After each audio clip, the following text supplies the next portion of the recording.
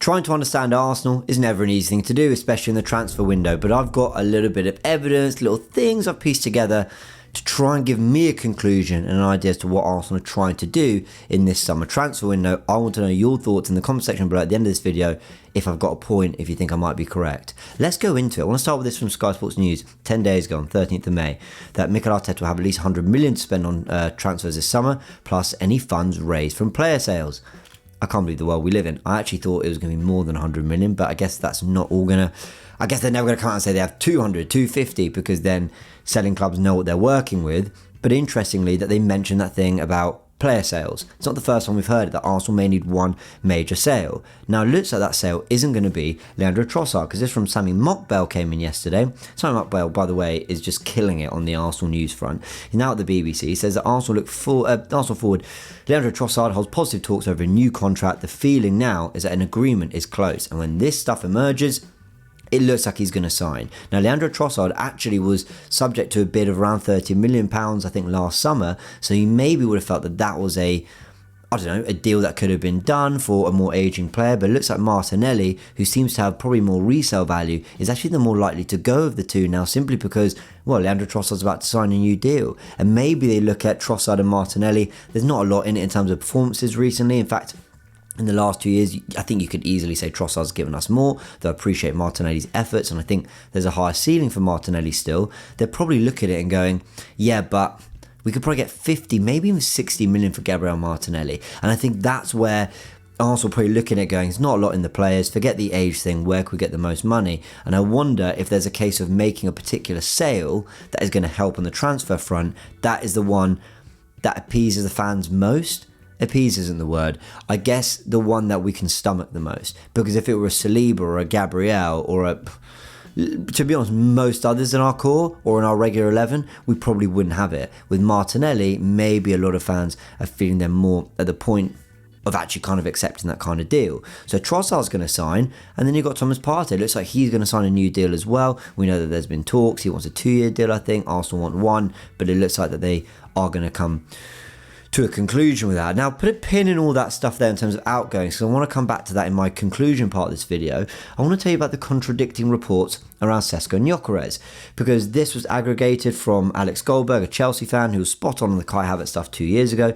He's saying that Victor Gyökeres is Arsenal's priority, the deal is further along than people think, and that Sesko is not Arsenal's priority this summer. But Team News and Ticks, who's been reliable over the years too, actually said on the exact same day that Arsenal's priority striker this summer is Benjamin Sesko, and that Gyökeres is seen as an alternative option. Pick your ITK walls, eh? One's a Chelsea fan, but when he's spoken about Arsenal has been spot on. He put his neck on the line, Alex Goldberg, about the Declan Rice and Kai Havertz stuff. That was absolutely spot on. Team News and Ticks, look, has got a lot of stuff right, has been a bit more kind of mysterious in kind of reporting recently, but seems like he's been pretty, to the point with this one. Both people have come with good information. There's a reason I, quote them on this channel, because I think they've been good and they're worth listening to. Who do you think is a priority?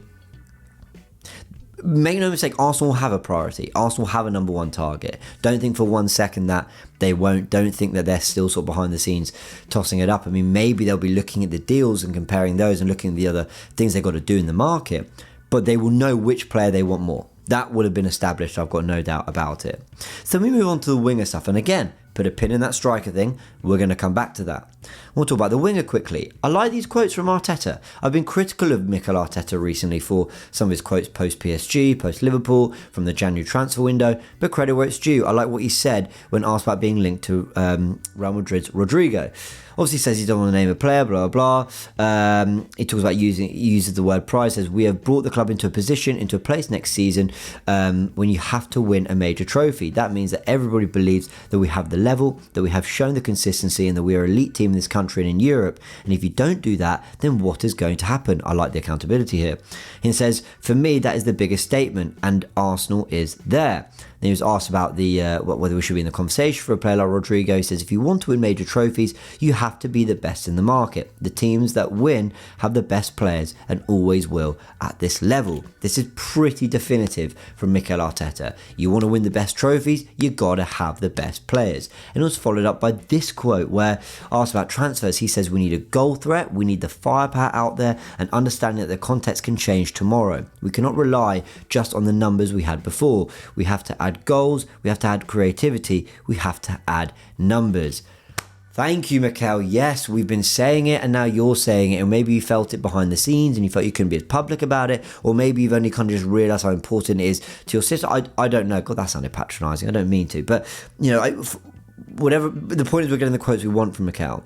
Now, I'm saying all this to say that's an interesting line on creativity. That's a very interesting line on creativity. I didn't think he was going to come out so much with that kind of thing, the way he's using Declan Rice and Martin Ødegaard and Waneri more central. I didn't think he was going to come with that kind of line, but the goals and the numbers, really, really interesting. So all this to say, people, that would you take Arteta's quotes, what he said about Rodrigo, and I agree that we should be in the conversation there, what he said there about creativity and strikes and everything. I want to go through my bullet points of overall what I think is happening, using a lot of those things I've just shown you as like my point of reference, okay?